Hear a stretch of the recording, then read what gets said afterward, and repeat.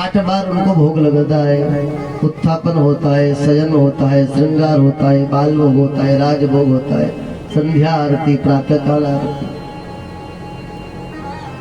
उनकी सेवा तो बहुत मुश्किल है, बहुत कठिन है। आपने उसको सीधी सेवा मान रखी है, सामान्य सेवा मान रखी है।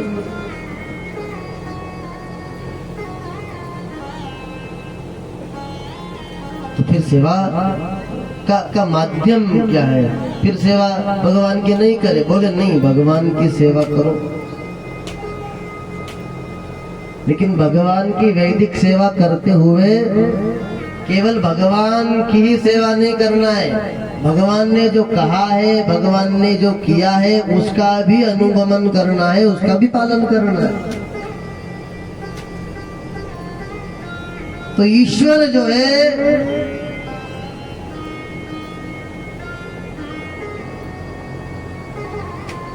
वो जो भगवान है, उस भगवान के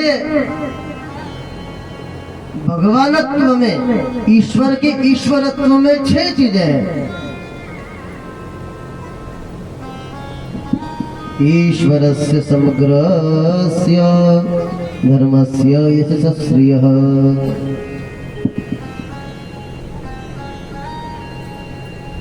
उस ईश्वर के ईश्वरत्व में 6 चीजें हैं, और वो होती है तभी उसको भक्त कहते हैं, भगवान कहते हैं।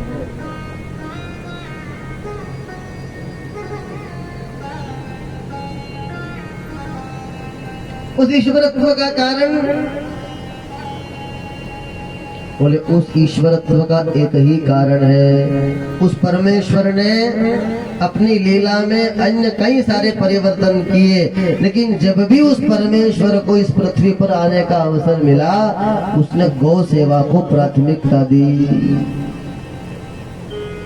और उस भगवान ने जब गौ सेवा करी, उस गौ सेवा का प्रताप है कि उस भगवान में ईश्वरत्व है।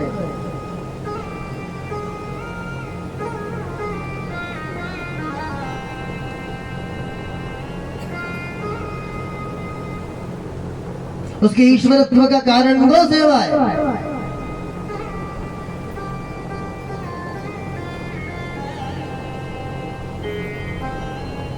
गोचारण है,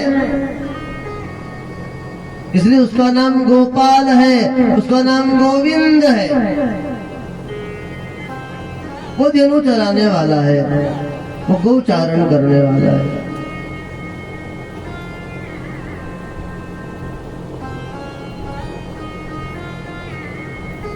और एक बात आपको बता रहे,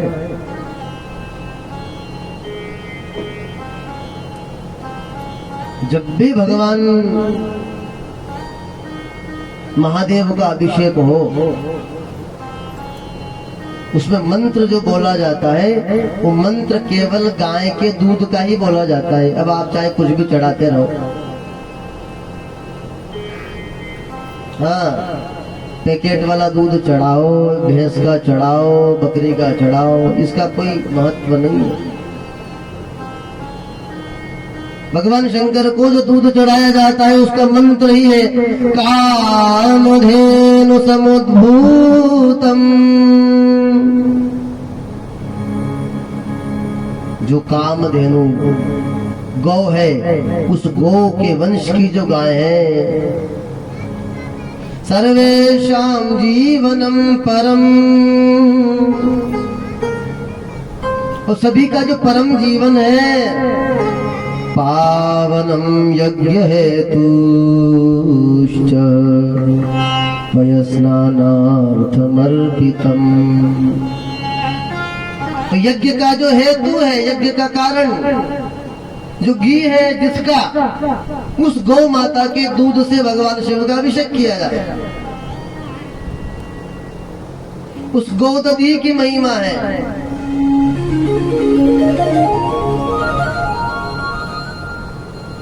उस पंचगव्य की महिमा है।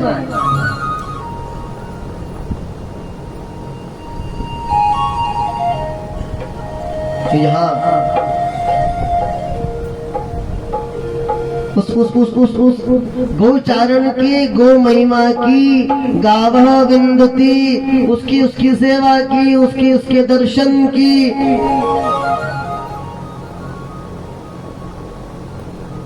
उसकी अत्यंत महिमा है। तो फिर यहाँ एक बात आपको बता दें,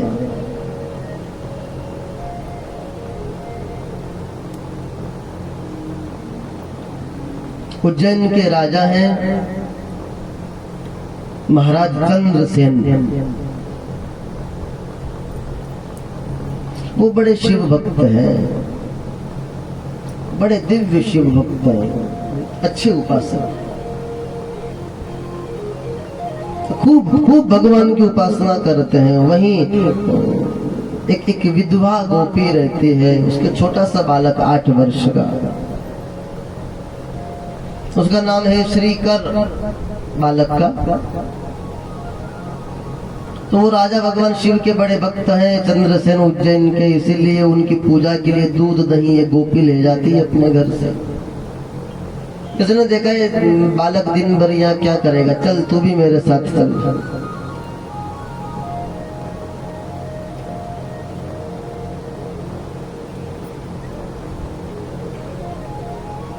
इसलिए अपने बालक को लेकर के वो भगवान के अभिषेक में आई, महाराज के महल में आई जहाँ भगवान की पूजा चल रही है।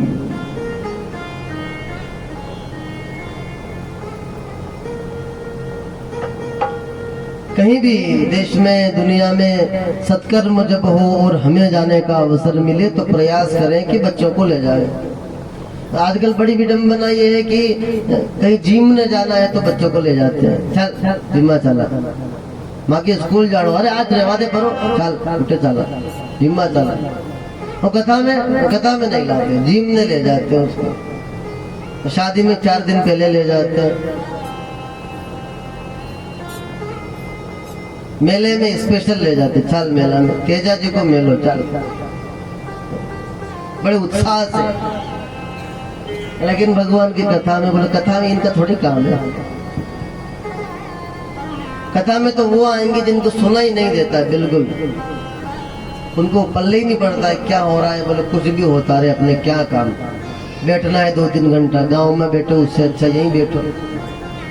और 12 ट्रैक्टर भरे लाए, यहाँ से फिर ट्रैक्टर में बैठे,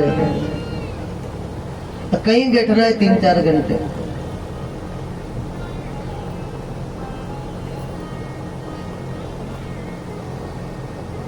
लेकिन वो अवस्था जब हमको लग रहा है कि वृद्धावस्था में फिर हम भगवान का भजन करेंगे तो संभव नहीं है। पितामह भीष्म कहते हैं, कृष्ण त्वदीय पद पंकज पिंजरांते अतीव में द्विषतु मानस राजहंस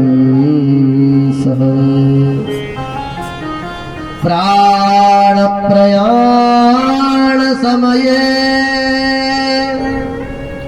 कपवात पित्तै कंठावरोधन विधौ स्मरणं कुतस्थे। तो अंतिम समय में बिल्कुल जब समय नहीं है और बिल्कुल कान से सुनना बंद हो गया है, अब सुनाई नहीं दे रहा है, और जब 4 दिन से सुनाई देना बंद हो गया है तब परिवार के लोग कहते हैं अब यानी गीता सुना दो, पंडित जी ने बुला दो, यानी गीता जी सुना दो। सुनाई दे रहा है, बोले सुनना तो 4 दिन से बंद है। हाँ, नौकरी बिल्कुल पड़ी है बेचारी मरने में, उसको कुछ सुनाई नहीं दे रहा, बोली बंद है, 5 दिन हो गए। अब कहते हैं भाई बोलो राम राम, बोलो तो बोलो राम राम, कई बोले राम राम, बोली बंद है उसकी। जब दिख रहा था तब भगवान के दर्शन नहीं करा, जब दिखना बंद हो गया, चलना बंद हो गया तो स्मरणम कुतस्ते, जब प्राण खींचेंगे शरीर के भीतर से यमराज तब वाणी अवरुद्ध हो जाएगी, आंखों से अश्रु आने लग जाएंगे, कान बंद हो जाएंगे, मुख बंद हो जाएगा, तब ईश्वर चिंतन होने वाला नहीं है। अभी इस समय करो।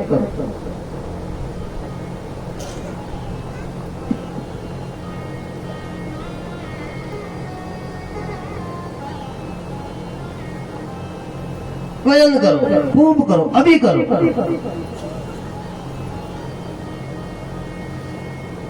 नहीं अभी कैसे करें, अभी तो बहुत काम है हमको दिन भर काम रहता है और फिर दिन भर काम करते हैं, थक जाते हैं तो रात भर सोते हैं, अभी भगवान का भजन नहीं कर सकते। अरे अभी नहीं कर सकते तो ऐसा कौन सा काम आपके घर में है जो मुंह से किया जाता, बताओ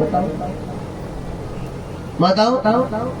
एक भी ऐसा काम बताओ कि यो माँ का घर में मुंडा सिवा हो ही न सके, बताओ। एक भी ऐसा काम है क्या जो मुंह से किया जाता है? लड़ने के सिवा और कोई काम ही नहीं है जो मुंह से किया जाए।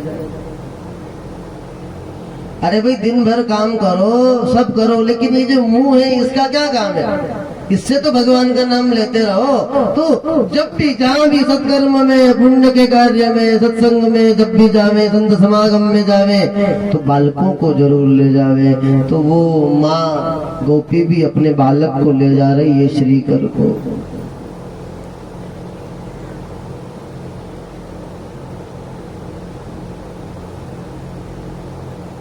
श्रीकर गया और श्रीकर गया तो वहां उसने देखा कि चंद्रसेन राजा ने भगवान की पूजा करी, दूध चढ़ाया।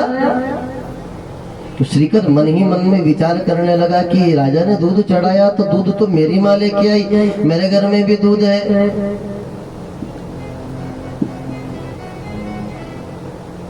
दही चढ़ाया राजा ने, दही तो मेरे घर में भी है। घी चढ़ाया भगवान के ऊपर, घी भी मेरे घर में है, शहद भी मेरे वहां रखा है, सारी चीजें तो रखी है। ये पत्र पुष्प है, ये आंकड़ा है, ये धतूरा है, ये बिल्व पत्र है, ये भी मेरे आंगन में सब है। तो इसका मतलब कि पूजा मैं भी कर सकता हूँ। तो वो बालक जब घर आया तो माँ तो अपने काम में व्यस्त हो गई, पर श्रीकर छोटा ऐसा बड़ा सा गोल गोल पत्थर ले आया और उसको धो करके और उसी पे बढ़िया त्रिपुंड लगा के और उसी पे बिल्व पत्र चढ़ा के दूध, दही, घी, शक्कर, शहद सब चढ़ा के श्रृंगार किया भगवान का। भगवान का सुंदर सा श्रृंगार कर दिया, एकदम दिव्य श्रृंगार। जब भगवान का पावन श्रृंगार कर दिया, नेत्र बंद करके भगवान की प्रार्थना करना चाहता है लेकिन जानता कुछ नहीं है। तो श्रीकर की समाधि लग गई।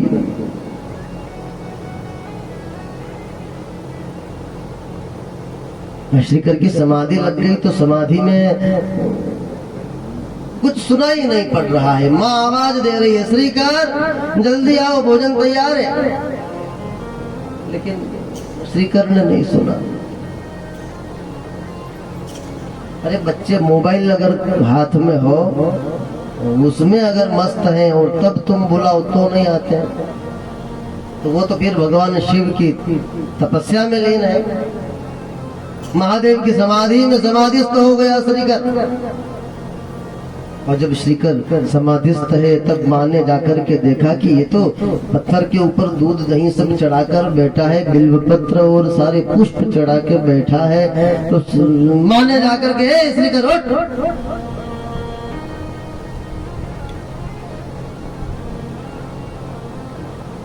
श्रीकर नहीं माना तो माँ ने क्रोध में आकर के वो जो जिस पत्थर पे उसने पूजा कर रखी थी उसको सब फेंक दिया और बेलपत्र सब फेंक दिए, हट उठा दिया।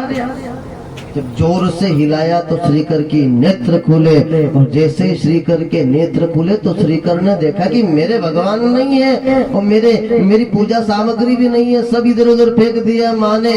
तो एक खिलौने के टूट जाने पर जैसे बच्चा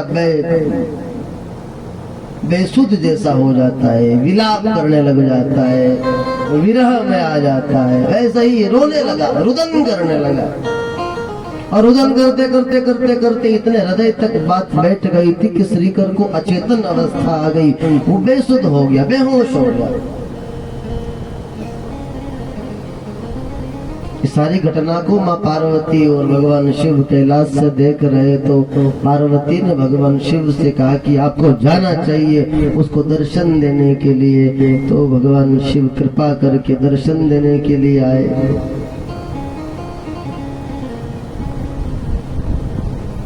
शिव जी ने उसको चैतन्यता प्रदान करी और महादेव ने दर्शन दिया, लेकिन उसके आंख के आंसू बंद नहीं है, तो वो संतुष्ट नहीं है शिव जी को प्राप्त करके भी। वो कह रहा है कि मेरे भगवान।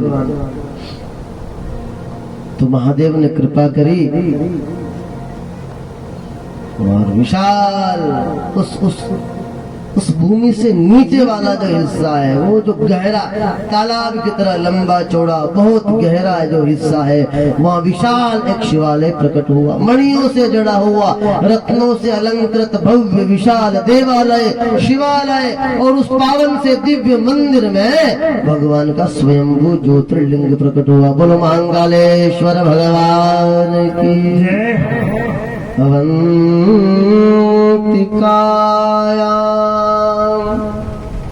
विहितावतारम्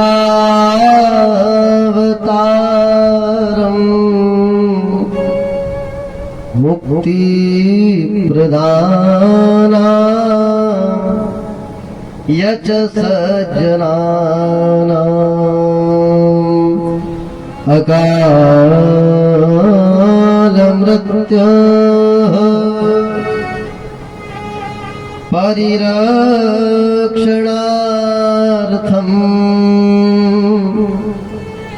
वन्दे महाकाल महासुरेशम्। और शिव जी ने भव्य दिव्य अद्भुत स्वयंभू दिव्य देवालय और देवालय शिवालय के भीतर भगवान महाकालेश्वर का ज्योतिर्लिंग। और बड़े चमत्कार की बात ये थी कि जो जो बिल्व पत्र धतूरे के पुष्प आंकड़ा इसने उस पत्थर पर चढ़ा रखे थे, वो कि वही पत्र पुष्प सारे भगवान महाकालेश्वर के ऊपर चढ़े हुए दिखाई दे रहे हैं। शिव जी प्रसन्न हो गए, वरदान के लिए कहा, वरदान मांगा। अरे श्रीकर नाम के गोप ने कहा, मैं तो छोटा सा बच्चा हूँ, मैं क्या वरदान मांगू, आपसे कीमती कुछ हो तो दे दो। भगवान आपसे भी ज्यादा कीमती कुछ है तो दो।